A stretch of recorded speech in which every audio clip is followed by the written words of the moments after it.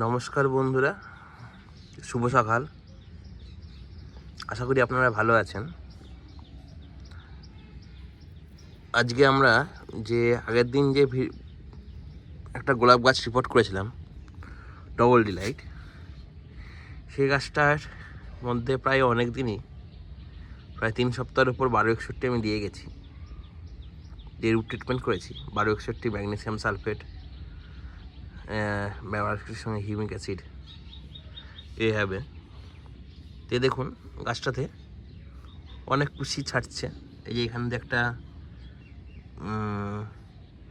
ডাল আসছে নতুন, ডিং বেসেল।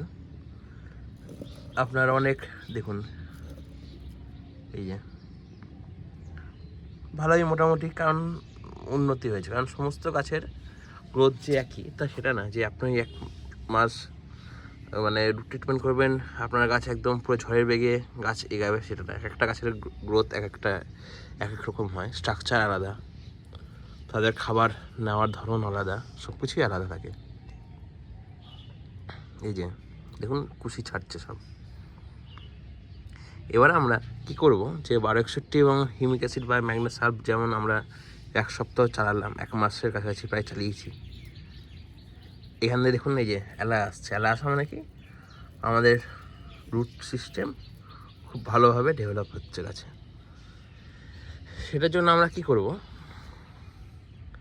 এই যে 1 লিটারের মতন আমরা জল নিয়েছি, সেখানে এই যে 1 গ্রাম আমি 1340 নিয়েছি। যে কোনো কোম্পানির আপনারা যে ইউজ করতে পারেন, যে কোনো কোম্পানির আপনাদের 1340 থাকবে সেটা আপনারা নেবেন 1 গ্রাম পার লিটার হিসাবে। এবার যেমন যত কটা গাছ আছে সেইভাবে আপনারা গুলবে, যত লিটার জল লাগবে সেই একইভাবে 1261 মতন আমরা এই 1340টাকে মিশিয়ে দেওয়ার পর কী করব, মিশিয়ে দেওয়ার পর 250 ml করে সমস্ত গাছে, যত কটা আমার যেমন 2টো নতুন গাছ আছে সেখানে আমি দিব গোড়ায়। এটা সপ্তাহে আপনারা 3 দিন বা 4 দিন যেমন মিডিয়া বুঝে দিবেন সকালবেলাতে।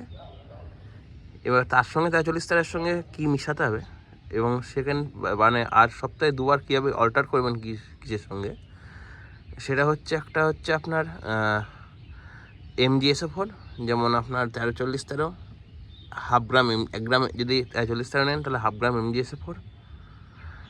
তার সঙ্গে আরেকদিন হচ্ছে আপনার 1340 1 গ্রাম, তার সঙ্গে 0.5 ml হচ্ছে আপনার হিউমিক অ্যাসিড।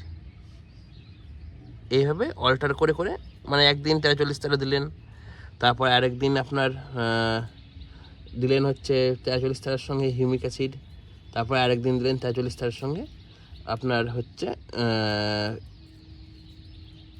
এপসম সল্ট বা MgSO4। এইভাবে আপনারা চলবে। এটাও প্রায় 21 দিন থেকে 1 মাস চলবে। তারপর নেক্সট ফিডিং কী হবে সেটা আমি আবার আলোচনা করব নতুন গাছের ক্ষেত্রে। এটা হচ্ছে সম্পূর্ণ আপনারা যারা নতুন গাছ বসিয়েছেন এবছর সিন্ডার মিডিয়াতে তাদের জন্য। মাটির মিডিয়ারও আপনাদের কেয়ার একই রকমই হবে সিন্ডার মিডিয়ার মতনই। শুধুমাত্র মাটির মিডিয়াতে কী করতে হবে, মিডিয়া যতক্ষণ শুকাবে ততক্ষণ পর্যন্ত তারপরে আপনারা ফিডিং করাবেন। আর মাটির মিডিয়াতে কখনো ওভার ফিডিং করানো যাবে না। আর মাটির মিডিয়া হবে ওয়েল ড্রেনেজ। আমি একটা খুব তাড়াতাড়ি একটা ভিডিও নিয়ে আসছি, মাটির মিডিয়ার একটা কম্পোজিশান আমি ভিডিওতে বলবো। আশা করি সেই ভিডিওটা আপনারা যদি সেইভাবে মিডিয়া বানান তাহলে মাটির মিডিয়াটা খুবই ভালো হবে। অসংখ্য ধন্যবাদ আপনাদেরকে। আপনাদের সঙ্গে পরবর্তী একটা অন্য ভিডিওতে দেখা হচ্ছে নতুন টপিকের উপর। আর ভিডিওটা যদি ভালো লেগে থাকে তাহলে অবশ্যই like, comment and share and subscribe করবেন চ্যানেলটাকে, পাশে থাকবেন।